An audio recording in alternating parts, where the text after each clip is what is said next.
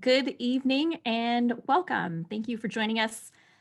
We are happy to have you join us for the third virtual town hall meeting hosted by the Alameda County Office of Education on the topic of educating the students of Alameda County during the time of COVID-19. My name is Aisha Knowles. I currently serve as the president of the Alameda County Board of Education and also the trustee for Area 4. It is my pleasure to join you this evening. And to get this meeting started, I'd like to toss it to Dr. Nora Zamora, who serves as the interim executive director of social and emotional learning at the Alameda County Office of Education. Good evening, and thank you, President Knowles. It is a pleasure to join you this evening during Mental Health Wellness Month in California. Needless to say, the living conditions during the pandemic are stressful and not necessarily conducive to mental health or overall well-being at times. So we need to model and help students learn.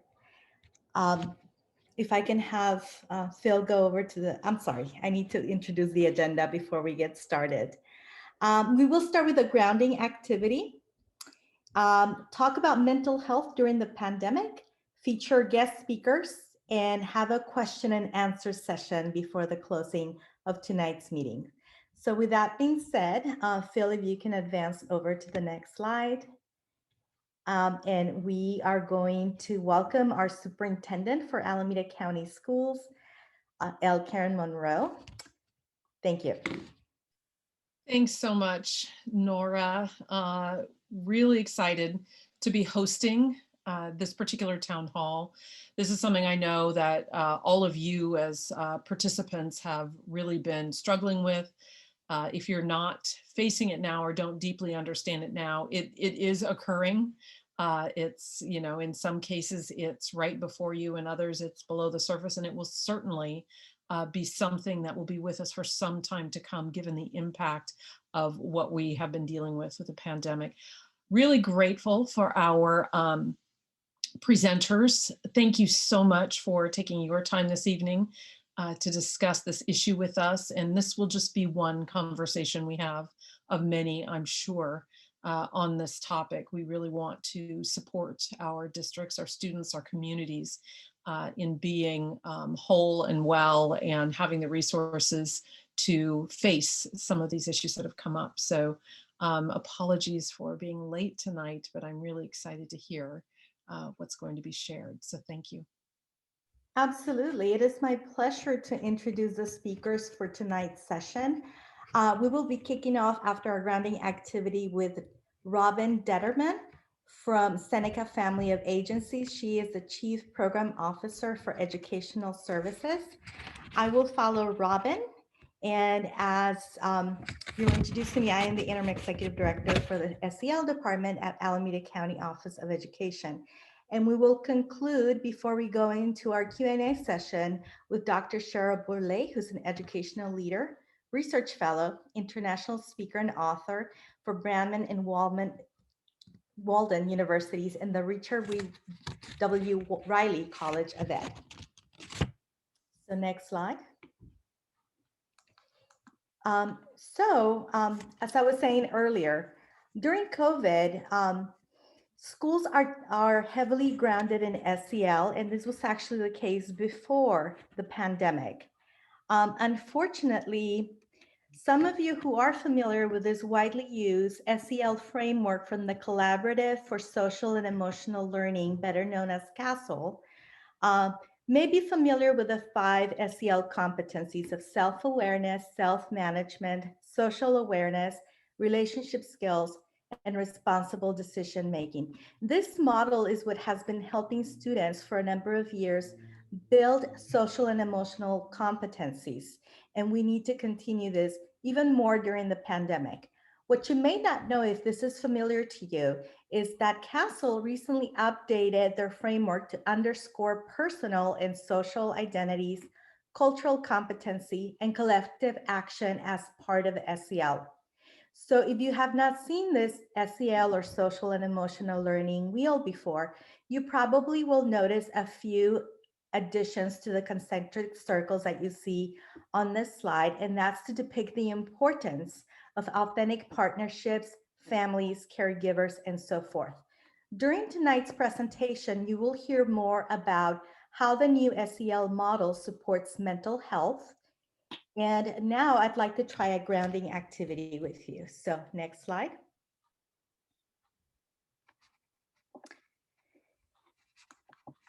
This activity is about identifying your feelings and actions prompted by the pandemic. Notice that the graphic is divided into 3 zones: the fear zone, which is the orange area, the learning zone, which is the middle area, and the growth zone, which is the outer or the light yellow area on the outer part of the circle. I want you to take a moment to read the descriptions in each area and think about which zone you might find yourself in the majority of the time. So take a moment to read the descriptions, and then feel free to share your zone, again, where you might find yourself in the majority of the time. And you can share your zone by typing it right into the chat. And if you're comfortable, you can also share why that is based on the language that you see on the wheel. So for example, at the beginning of the pandemic, I was very much in the fear zone. Having been trained in pandemic preparedness during the swine flu, I was stocking up on groceries like a mad woman and very anxious that other people weren't quite understanding what we were facing. And as time went on, I moved into the learning zone, being in tune with my feelings and giving up control of that, which I could not control. These days, I straddle between the learning and the growth zones frequently. And so I may find myself in the learning zone on a particular day, and then in the growth zone area on a different day. And that's just depending on what's going on in my life and how I'm coping with things during the pandemic.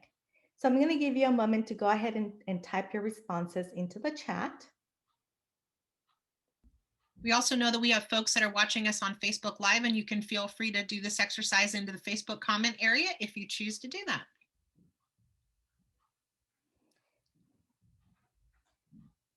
So I'll allow 1 more minute for this. And then Michelle, can you let me know if you are seeing things in the chat?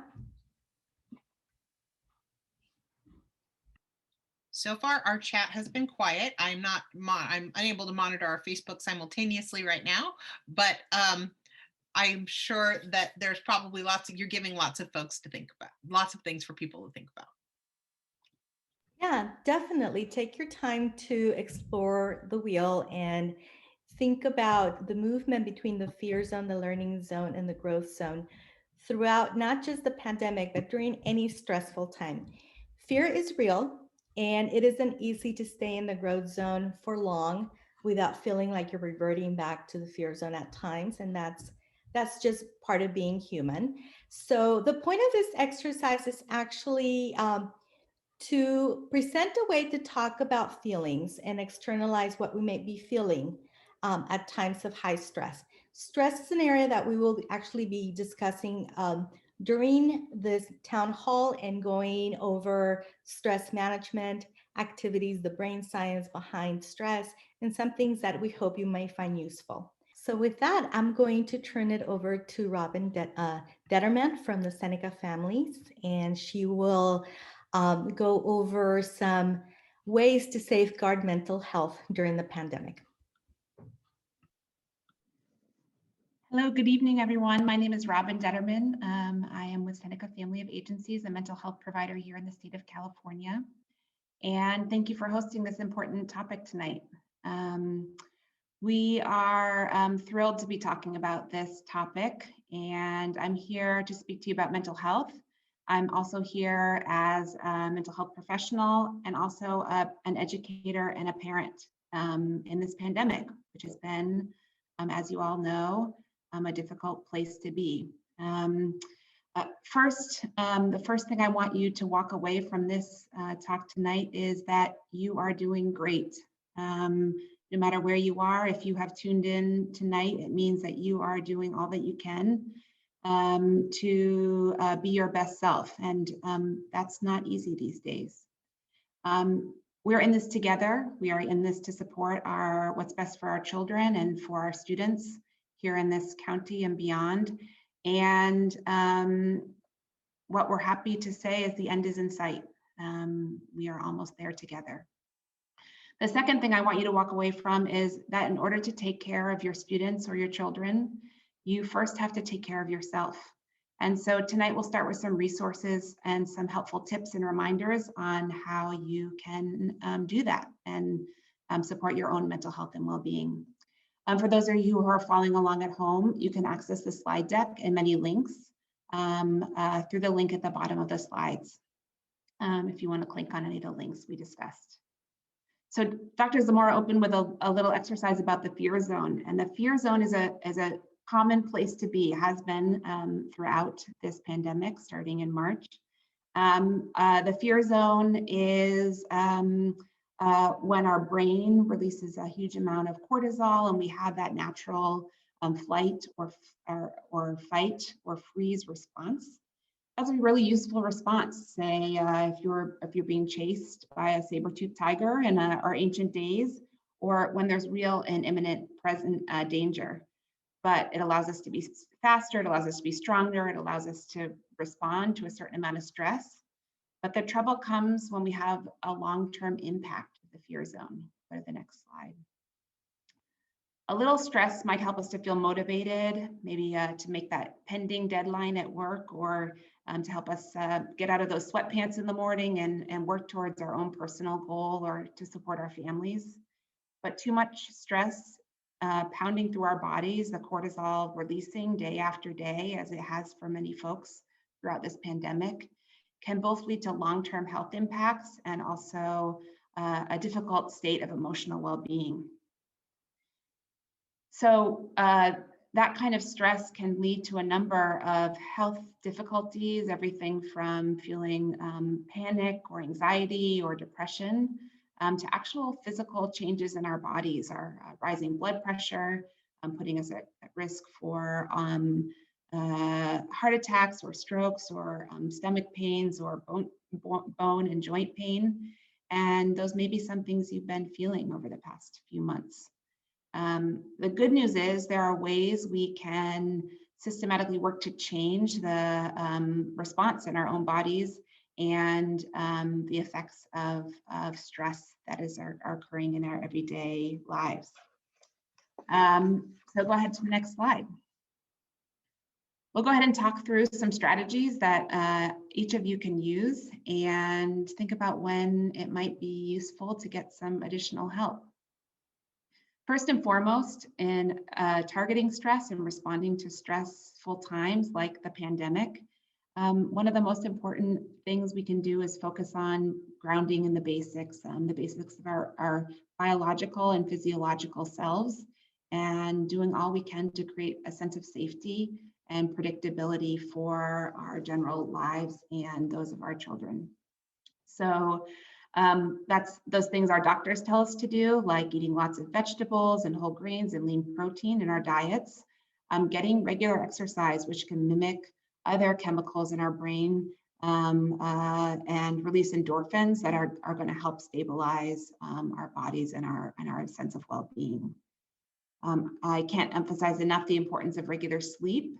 Even putting down the scrolling devices and the late night news to try to turn in and have a regular sense of sleep and well-being.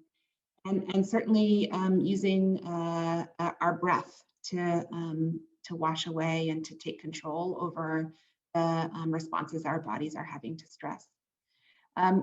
Many folks in this time of economic struggle have had trouble making ends meet. And certainly knowing how to get help for those basics and the basic resources is a big piece of being able to maintain that kind of health. Listed here in this slide are a number of resources from the county and elsewhere to help access basic needs and find the support your family needs to be able to attend to those biological and physiological aspects of care. Next slide. The piece around breath is also the piece around mindfulness we started this session with. So often when things are happening out there in the world and when things are stressful for our families, it can be a lot of thinking about the future or thinking about what we could have done in the past. And often just taking a break from that constant cycle of thinking and practicing a strategy that's called mindfulness. That simply means that you try to allow all of those thoughts to fade away and focus simply on being present. And this doesn't have to be the kind of new age mindfulness that you might think of from the 60s, but it's simply just noticing where your body is in space, the sensations that are coming through your body, and using your physical breath to slow down that physiological response to stress. And in turn, actually changing the level of cortisol and stress response your body is having. It doesn't have to be sitting, it can be while walking, it can be doing mindful eating. And there's a number of apps. If you're looking for some technology support, either through the link there or lots of videos you can find on YouTube to help you get started. In addition, there's lots of tools we can teach mindfulness for children. And an important part of that predictability is having routine in your day and helping continue that routine for your children at home. All right, next slide. Certainly a big piece of staying well is being connected and cared for by the folks who we love.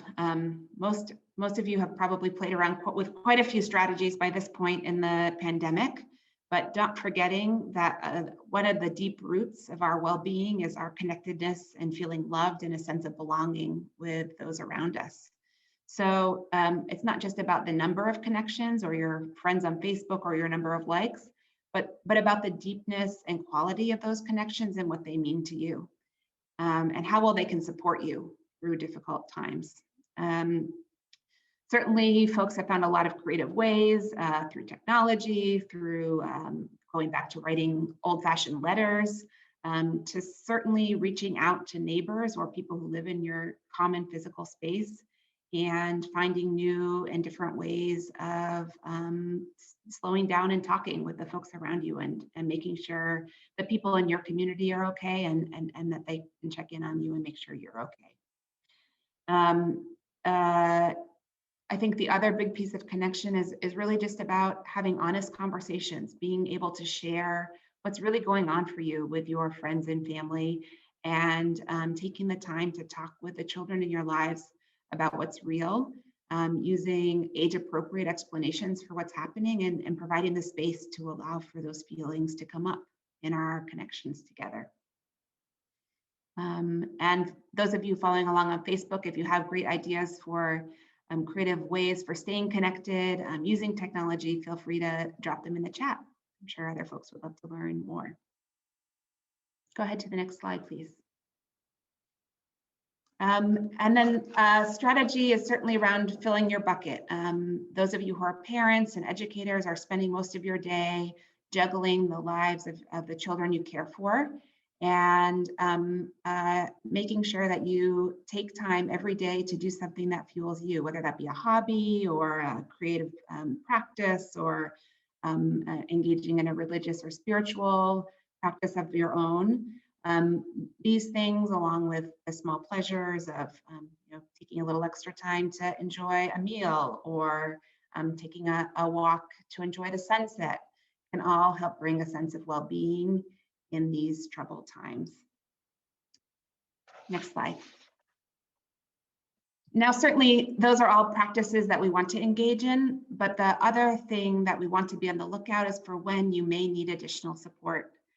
Certainly there's a lot of stigma talking about mental health and reaching out for support around mental health, but know that if you're struggling to have emotional experiences that get in the way of your daily activities, where you're feeling fatigue or disproportionate rage or apathy or anxiousness or hopeless thoughts, you certainly aren't alone.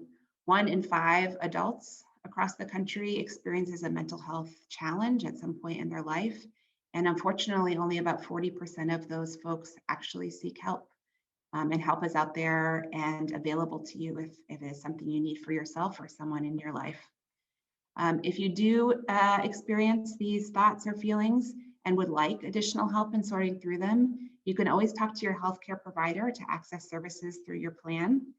And or if you have an Alameda County plan, you can directly access through the access line. The number is listed here. In addition, if you or someone you love has a worry that you may harm yourself or there may be harm to someone else, you certainly can call one of the crisis service lines immediately and get 24-hour assistance. And there are some crisis numbers listed in a link here and on the Alameda County website. Again, a couple minutes left. I think I saw a question in the chat. Dr. Zamar, should we take those now, or do you want to wait till the question time? We should take them during the Q&A session. Okay, great. We'll get to those questions then. So we can just wrap up with this last slide.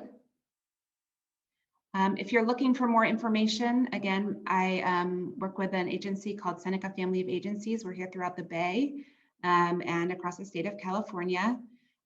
We provide services in education, permanency and foster care, and mental health. And you can access a lot of information on our website about those services.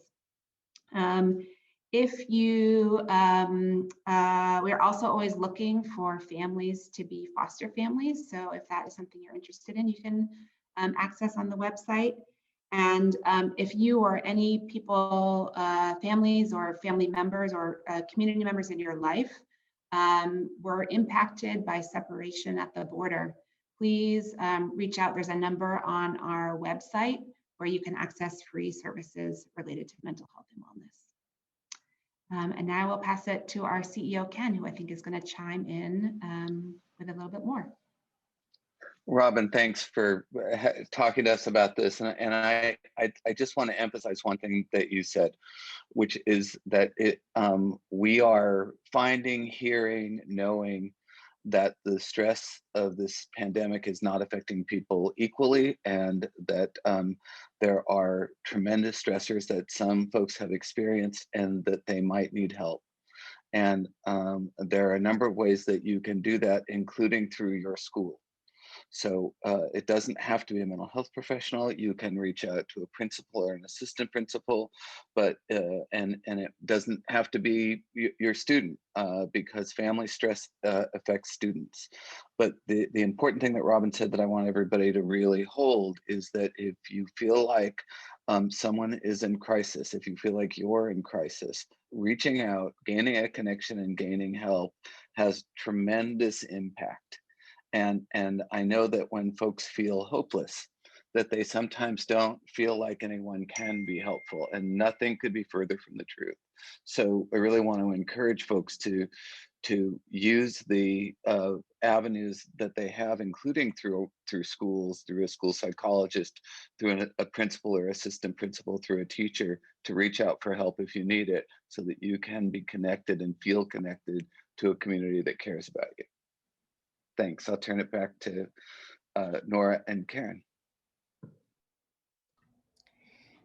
Thank you, Ken and Robin, for that very useful information. I am going to go back and stress the importance of self-care. Social and emotional learning starts with self, and there is a reason for that. We need to have our cup full before we can give to others. And so I'm going to speak a little bit about how educators are supporting students with social and emotional learning during the pandemic, and going to go in a little bit deeper into some of the changes that we are seeing and recommending that occur at this time. So if you can go to the next slide, Phil. SEL before COVID was really, as an approach, was heavily focused on building the capacities from CASEL, the self-awareness, the self-regulation, the decision-making, the relationship skills, as well as the social awareness. And this was often done through a curriculum, this curriculum or that curriculum. Teachers, schools, and districts emphasize SEL in different degrees, and that is quickly changing. During COVID, SEL should now be heavily grounded in equity and social justice, and that is a primary reason why CASEL redefined their framework.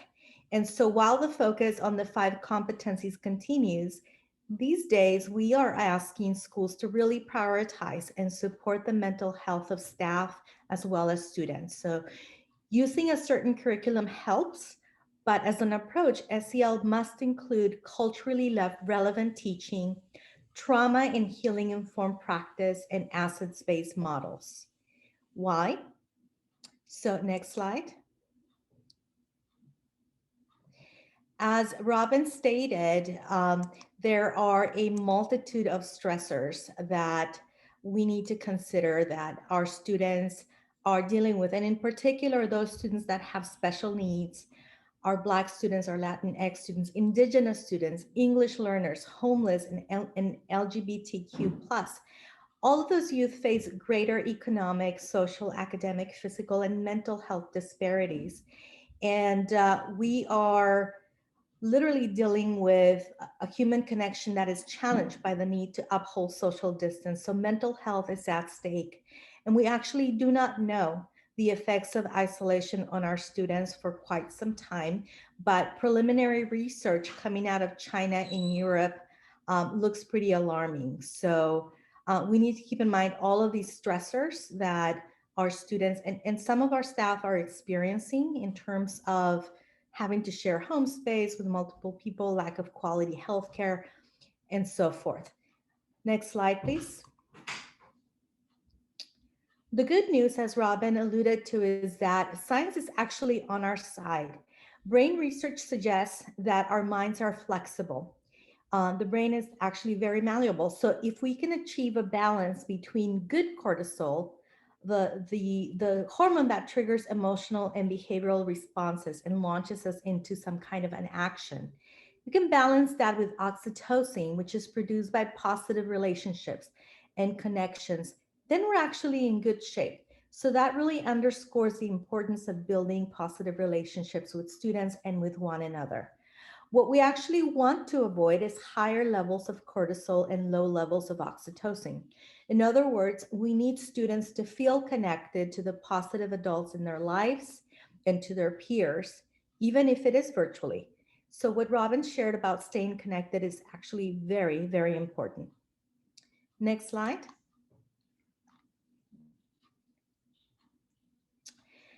Research says that early childhood experiences prior to entering formal schooling are incredibly important. Children's social and emotional health and their ability to self-regulate are essential to academic and personal success, and this should not come as a big surprise to anyone. Just as the fact that children who are exposed to poverty, interpersonal and community violence, racism, and intergenerational trauma are already at a disadvantage when they enter school. So the data on this chart from a report by the Mental Health Services Oversight and Accountability Commission paints a very frightening current reality for teens. This is a fairly recent report, which you can actually access from this slide. It really speaks to the need to prioritize mental health, especially as it pertains to depression and suicidal tendencies. So what can be done now? Next slide, please. I have a few action steps that we are recommending that are put into action immediately. We must prioritize mental health by teaching our students about the SEL competencies, but in particular, emphasize self-awareness, self-regulation, and relationship skills, as I said earlier. We must also build our own capacity to fight social ills like racism and reframe our schools as centers for wellness and healing by creating partnerships with health systems and families. Strengthening the local coordination and prevention efforts and increasing early identification can actually reduce the risk of trauma exposure. It can help us to identify emerging mental health issues early on and ensure timely intervention when needed. Next slide, please. So starting the month of January and through the month of May, which is National Mental Health Awareness Month, at the national level, the Alameda County Office of Education Social and Emotional Learning Department is conducting a safety and mental health awareness campaign, which will include several events designed to support staff and students. So the flyer you see on this slide provides information about these events, when they are scheduled, who is invited, and how to register. These events include a number of workshops for teachers, counselors, school nurses, and other staff serving students, including those in expanded learning programs, as well as events specifically designed for those staff participating in pilot programs for difficult to implement curriculums, such as our Living Work Suicide Prevention Program and the Protect Human Trafficking Prevention Program participants. So you can download the flyer from this slide. You can contact us and we're happy to get it to you. Please be on the lookout for changes, additions, and modifications as time goes on. We would like to also call attention to 2 conferences that are organized by students and attended by students, which are the Teens Tackle Tobacco Conference that will occur on March 3rd. And that's for middle school students, and the high school student conference, which is scheduled for March 10th. Both of those are amazing events that our team led by our TUPE director, Scott Gerbert, are planning and really looking forward to. They've been staple events for ACOE for a number of years, and we're looking forward to really focusing on lifting youth voice and leadership through those events this year. So next slide, please. Here are a few high quality resources for families and educators to support students' mental health. This is such a short time. We wish we could have gotten more into the statistics and some of the things that you're probably wondering about during this meeting, but do know that the National Alliance of Mental Health Illness has amazing information that's usually up to date on their website. The Trauma-Informed Approach to Teaching Through the Coronavirus has great ideas that are easy to implement, and all of these resources are downloadable. They're free, and you can just go ahead and check them out for yourselves. So with that being said, I wanted to, if you go to the next slide, please. I wanted to just share a flyer that our communications department designed for us that has a number of mindfulness practices. We attempted to define them in easy to understand terminology so that you can start thinking about applying this for yourself and support your own physical, mental, and emotional health as you prepare to support students. So to expand on the importance of mindfulness, it is my pleasure to introduce Dr. Cheryl Burley next. Thank you. Next slide, please. Thank you, Dr. Zamora, for your introduction and the opportunity to speak here this evening at the town hall. A lot of the research that I have done has been in the Bay Area, and it has focused on mindful practices, mental health and wellness for educators, and then also for students. And during the time of this pandemic, one of the things that we have seen, as each of the presenters has noted this evening, is that there has been a greater awareness of mental health and wellness concerns amongst not only students, but also our teachers, and the pressures that are being put and placed on our teachers. I'm currently finishing up a paper in which I had collected photos from teachers to show what their day is like. It's going to be a photo voice paper, and we are looking at how has COVID affected their ability to teach and also integrate not only their work, but also the demands of home, such as Robin had mentioned earlier. One of the things that's really important as we're looking through this process is that this is really a time during COVID and really thinking forward that we have to allow for compassion, grace, and forgiveness. And what I mean by each of those things is that we need to really think about others.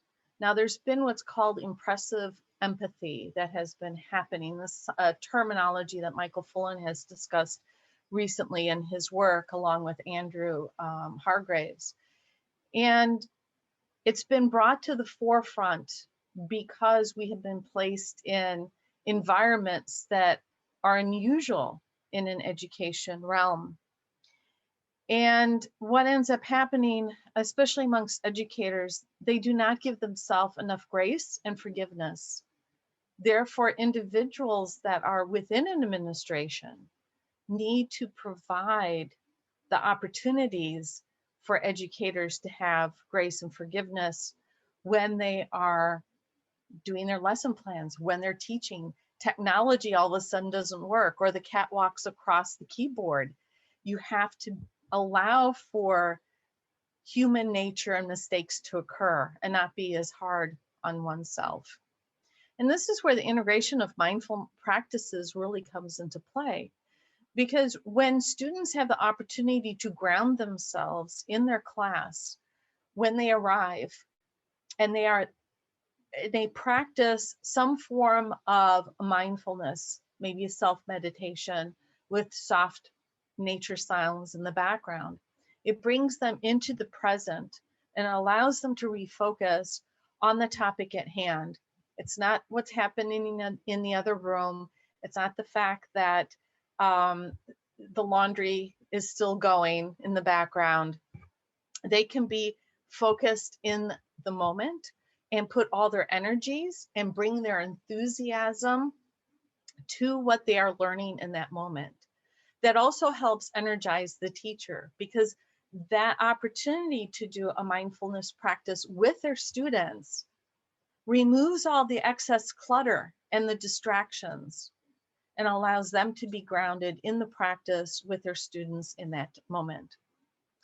What's also important is to have the permission from administration, but also inform the school community that these are ways that we are engaging our students in learning.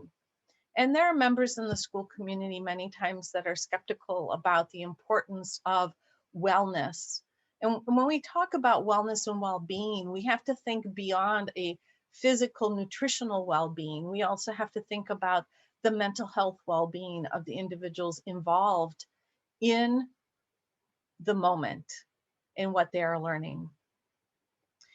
So one of the things I really want to make sure that as schools within classrooms and administrators, we develop an accepting awareness and atmosphere to allow mental health and wellness practices to actually occur. And by doing that, we're actually developing a much kinder environment. I think one of the things that's really going to come out of COVID, education is not going to be the same. It will not be the same as it has been. And we really shouldn't look at what students had missed out. That's done. We have to look at what are going to be future opportunities and where can education grow. And where education can grow, especially with the events of last week, is to look at empathy. How can we bring empathy into the classroom? How can we put that in every single lesson, whether it is learning Pythagorean's theorem or photosynthesis, or how to write sentences, or how to draw an image? How can we bring that empathy back in the classroom for everyone who is there? So we do not judge individuals, but we celebrate the qualities that they bring into the classroom. So this is one of the things that I look at as far as understanding the impacts of the unforeseen. How can we learn from the pandemic when schools were not prepared to go into the realm of digital learning and support their students? And many schools have had to go above and beyond because the school was the place that the child got fed their breakfast and lunch, or they received those after school services or tutorials, or working with organizations like Big Brothers and Big Sisters. We now have to be creative in how we can still support our students in a community way. But now we need to prepare for other types of events that are unforeseen. Next slide, please. So educator success really depends on active and caring administration. And I've been in education. I have been a K-12 administrator, both in the Bay Area and also overseas. I've lived in Africa for 12 years, total of 12 years over 3 different times.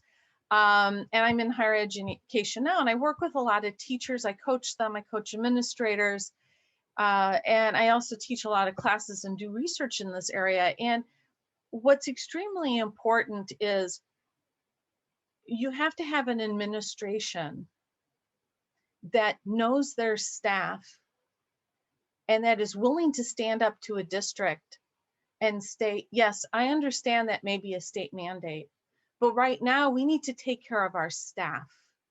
We need to take care of our teachers as human beings and make sure that they are well looked after so they can be the best individual possible in the classroom to support their students. And their students are undergoing lots of stress. Instead, that really hasn't happened. And there's been a few districts that are trying really hard to do that. And they're listening. They have some good superintendents that are really listening to the struggles of the teachers. They've bypassed the administrators and they've gone to the boots on the ground. And they have started to listen to the teachers, to ask them, what do they need?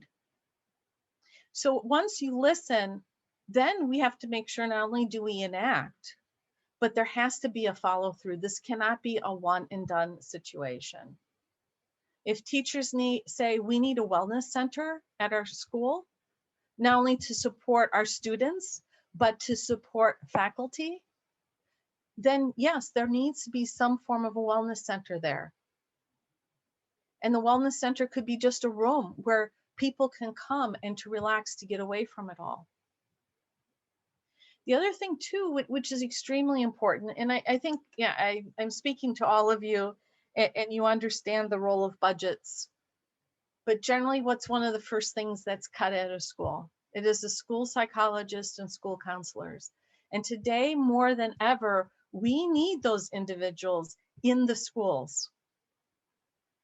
There has to be ways in which budgets can be reworked to bring those individuals back that provide such vital resources for our students. School psychologists and school counselors may be the first line in a defense to support a student that is having difficulty at home, that may be considering harming themselves or harming someone else. Because they need somebody who is a non-judgmental party to listen to them, to truly listen to them in a way that they will not be looked upon any less than they actually are. So we need to bring them back. And what that does too is that you have more of a whole staff in which they can support students and also support the teachers. A school psychologist should be available for a teacher to speak to. All too often, when teachers are bullied by other administrators and other teachers, they have no one to turn to. And in a study I had done with a colleague of mine, we presented this research. We had found that teachers who had been bullied by other teachers, administrators, and for our special education teachers by paraprofessionals and parents, they had no one to go to. And when they shared their stories with us, they were actually having PTSD moments. They were breaking down. There were stories from 5-10 years ago that they were reliving like it was happening yesterday. And part of it, they said there was no place for them to go. And we were the first people that really wanted to hear their story. So this is, again, a good reason why we need these supports in the school. If we can have a school system that is healthy, not only physically, but mentally, we are going to have a school system that's going to thrive, and we can give the best opportunities possible for our students to be fully engaged in safe learning environments. So thank you. I'd like to go ahead and throw it back to Michelle for the Q&A session. Okay, absolutely. All right, so we have our first question in the chat. Laura from my staff has been monitoring the questions that were submitted in advance, and we'll also pop in anything that gets asked on Facebook. So first question from a student in Fremont Unified, Zahan Khan: how can ACOE help school districts gain access to mental health resources that students so desperately need? Dr. Zamora, I'll give this one to you.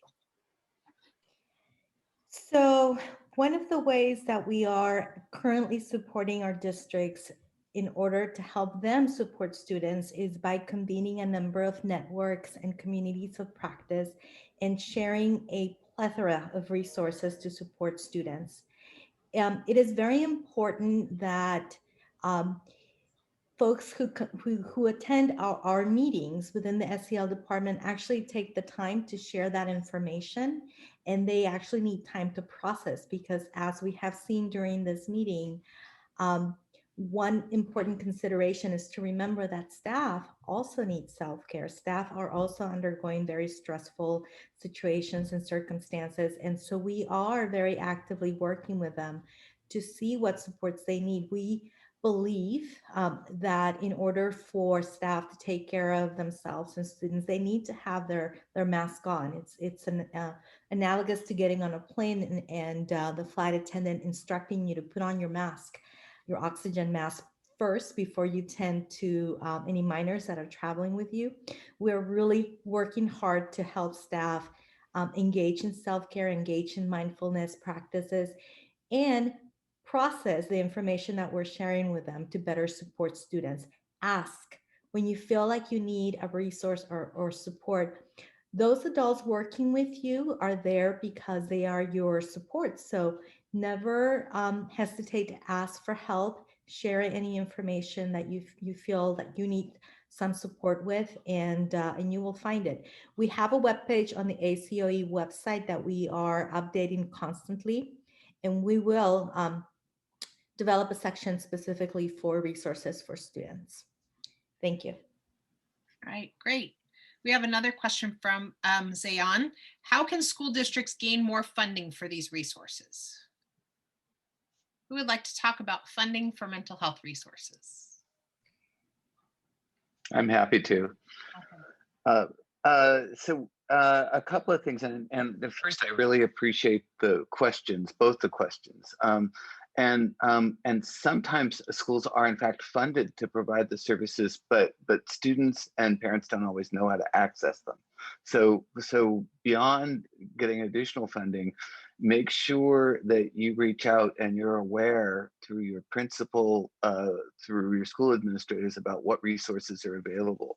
Alameda County Mental Health is attached and working very closely with the schools and very much aware of the crisis that we're in and the need for services, and have built out some services to help.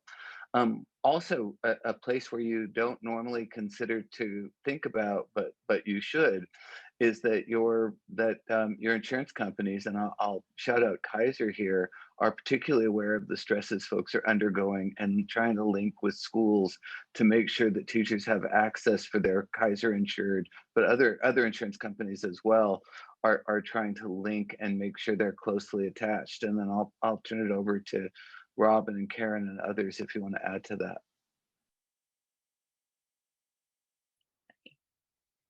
Does anybody want to add to the conversation about that? I will. I think briefly, the only thing that I would add at ACOE, so in addition to what Trustee Barrick was mentioning, there we have received several grants over the years and opportunities to have consortia of districts work together on identified mental health issues.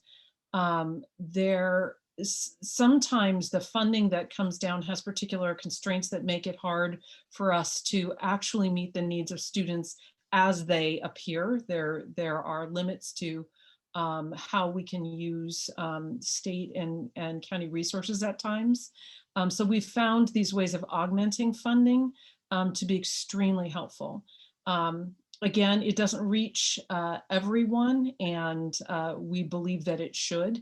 So it's something, at least for my part, and I know for Ken's as well, that I continue to advocate for at every turn. And with this pandemic, we're just going to see a much broader need for these services. And there are also plans at the state level to expand funding opportunities through grants and other resources.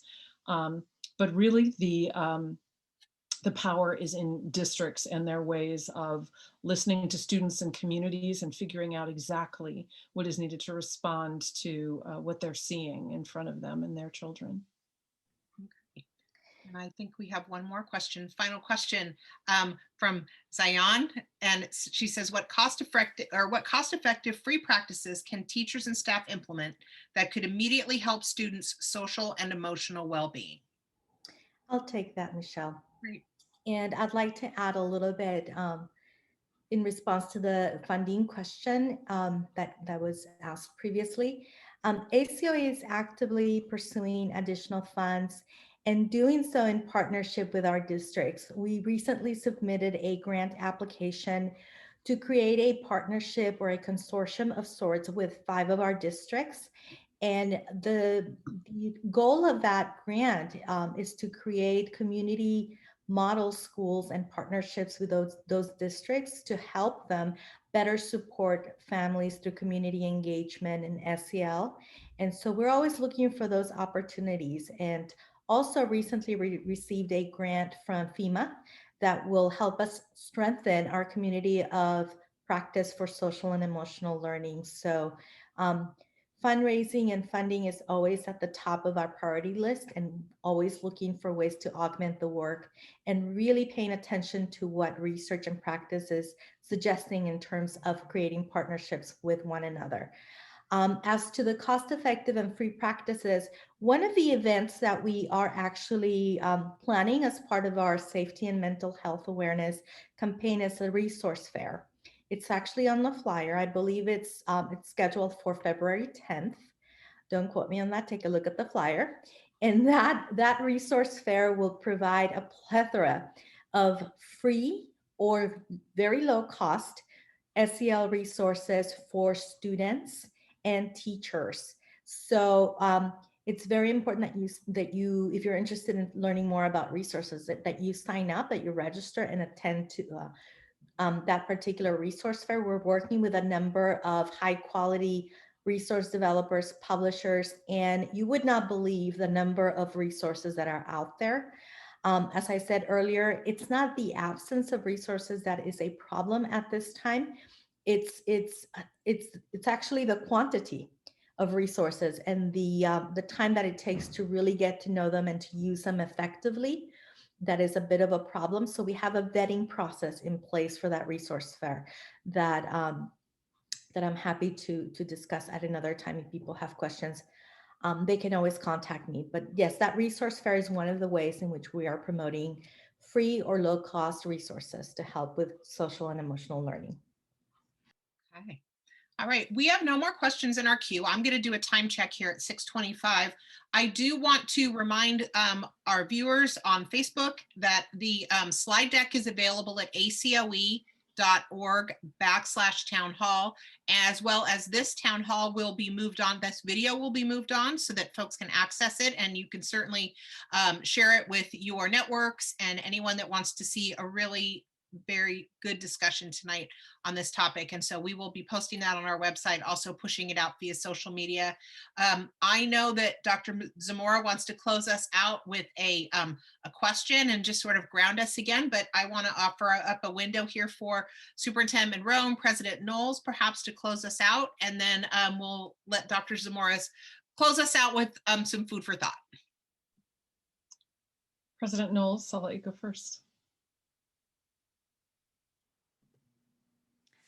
I just would like to say thank you. This is something that I think when we first started the town hall meetings, we had discussed mental health being one of the topics. And so my appreciation to all of our presenters tonight, to the communications division, to Superintendent Monroe, to Trustee Barrick / Seneca CEO, thank you everyone for your time and talent tonight. Thank you. And that's a perfect segue to thank President Knowles, who really was someone who kept this at the forefront for us. We've all known it's important, but sometimes it just takes a moment to pause and put it together to make sure that people can take advantage of the information. So I'm really grateful to you for making sure that this happens. So thank you to everyone for participating and for lending your time and your expertise. So Dr. Zamora, I'll turn it back to you. Yes, thank you again to our amazing speakers, and thank you for this opportunity to share some of the work that the new SEL department at ACOE is engaged in. I promise you there's more to come. We have an amazing team that is just incredibly committed to helping our districts support families and students, especially during this very difficult time. And so one of the practices that is listed on that mindfulness practices flyer that we shared is always closing with an optimistic checkout, or finding a positive way to end a meeting or a day or a class. So in order to do that, I'm going to ask you to share one optimistic word that describes how you feel or who you will connect with next after attending today's town hall. And you're free to type it into the comments section if you're following us on Facebook Live, or type it into the chat. And with that in mind, have a wonderful evening, and thank you all.